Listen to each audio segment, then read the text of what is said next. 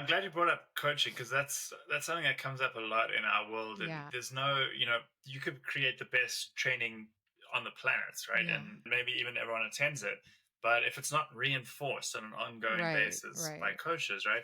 So what was that experience like for you? Like what are the good and the bad that you've seen with coaching?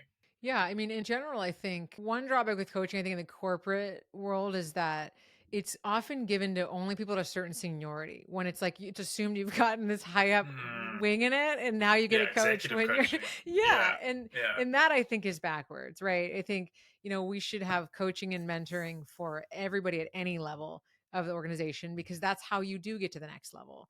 Mm, So I think that's one thing, and I think having, one of the focuses of the manager trainings that I developed within Google was about how the manager can play a role of coach, how they mm, understand what that looks like, really learning about listening and open-ended questions and not problem solving. And this is also a lot of what I bring into my manager trainings that I do now as a consultant and with my podcast is really in the absence of having a coach available for everyone, because maybe you don't have the internal budget or the coaches internally, yeah. that we can really play a role of that as managers, first and foremost by avoiding problem solving and telling people how to do everything. Mm, Like that's like yeah. if you take one thing away, that's the one.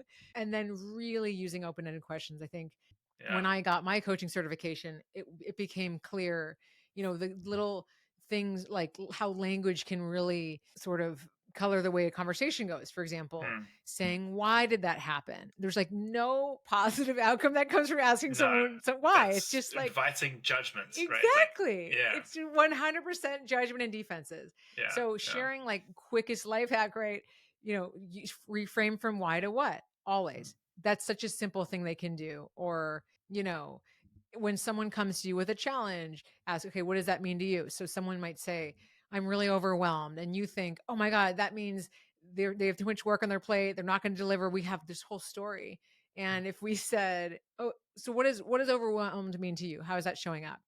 mm. They might literally say, oh my God, I love my job. Everything's going well, but my roommate just moved out. And now I have this whole stress of finding someone. Has nothing Yeah, to do with the job. And you had totally. all these assumptions, Yeah, yeah, that's a great example.